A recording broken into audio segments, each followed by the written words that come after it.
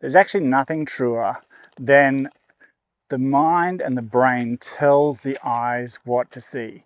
And this is really obvious when we come to jumping, because what one person sees as tall and scary, another person sees as easy and a warm-up fence. So this thing can be the same height, but through our filters and our experiences and our biases and our relationship with our horse tells us whether this jump is scary, this jump is big, this jump is possibly beyond me, or this is a simple fence to warm up on. And so this is a really important thing to remember, that the mind tells the eyes what to see because they overlay everything with emotions of whether we want to take something out, whether we want to exaggerate something, whether we want to see it more or less as it is, or that we see it as easy. As a jumping rider, this is a really important thing to understand, because sometimes those emotions aren't connected to the skills that we've been practicing. In other words, I might have the skills and I might have the relationship with this horse, but through a past relationship of a horse, I feel that a jump here is beyond me and too scary. And yet what I have in terms of abilities and the relationship with my horse, I can easily jump that. But my mind is telling me this fence is too big, too scary, unattainable. So then the trick is, how do I get my mind to accept the fact that this is possible? How do I get myself to understand that what I'm seeing is okay, not something that I should be terrified by? I need to look into all the different skills that make up this fence becoming a simple extension of my canter or even of my trot. So when I get those big blocks of something is too big, and yet my instructor or even sometimes myself, I know this is possible, yet my eyes and my mind are telling me that is gigantic. So it's then going back to something that is doable, but not letting yourself stay in automatic, making sure you're rehearsing. I've connected into my straightness. I'm connecting into my balance. I'm connecting into the ability to be able to respond to my horse's uncertainty in a very fast way. So in other words, I'm really sure of my forward aids and my ability to reassure my horse in that moment, because it's often a moment in time where my horse is uncertain because perhaps you haven't done it with them before. And then it takes you through that uncertainty moment through to the fence. And sometimes that uncertainty moment is just in this little zone here, just before the fence, in that crunch moment.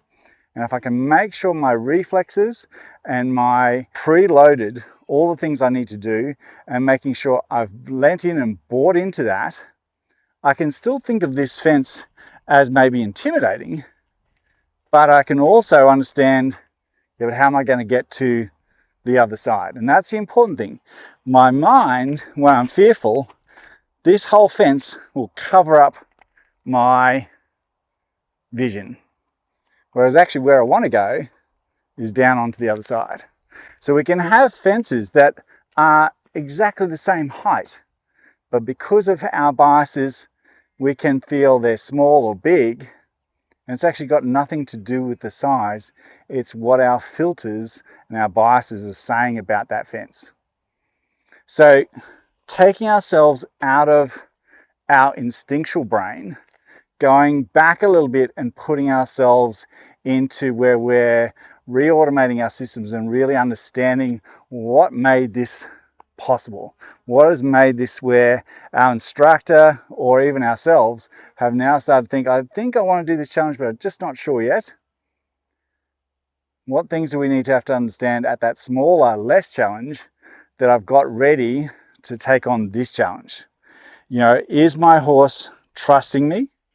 Do I have to be perfect to be able to jump this? Because I don't want to have to be perfect to be able to jump it. I want it to be workable. I want it to be that if I'm getting my horse to this spot in a good trot or a good canter, depending on what I'm doing with my fence, then I want my horse to go, yep, my rider is keen and committed.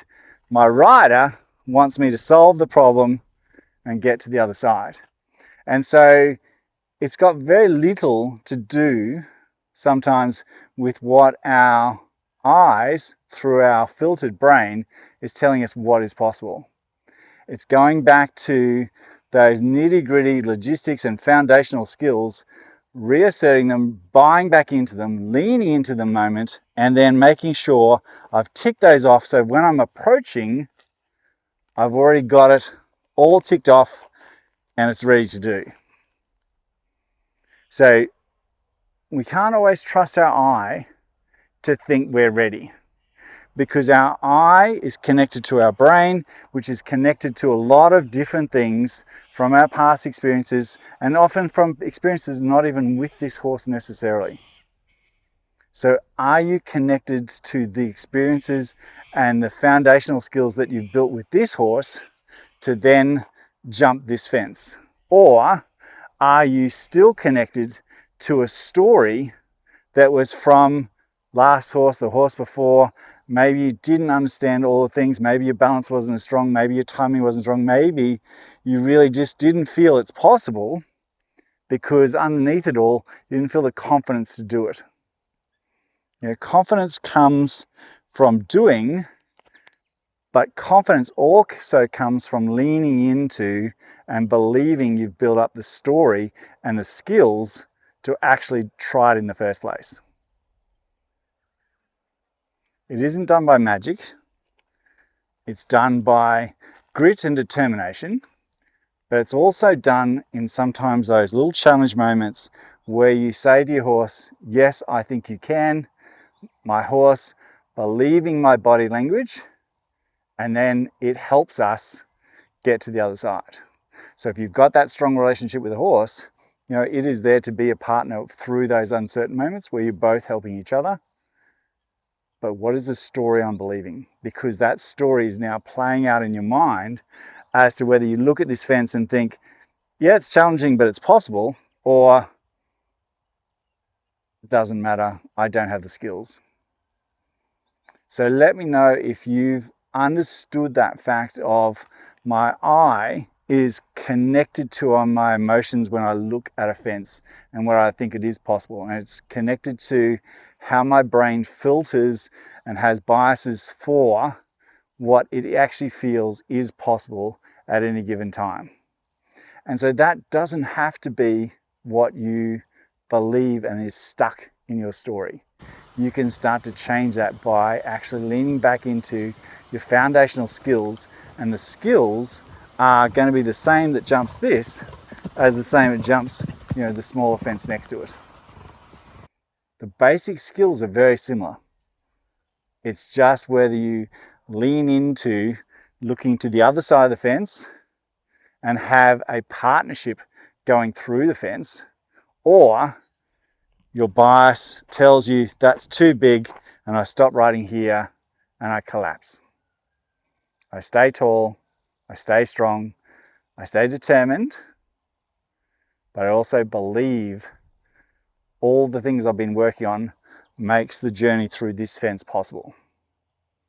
Take care. Leave me a comment if you've ever felt where you've got into a situation where you know something should be doable, but my brain and my eyes keep lying to me and saying, it's just not possible, it's just not possible, it's just not possible. And then I believe that story and I collapse into the fence.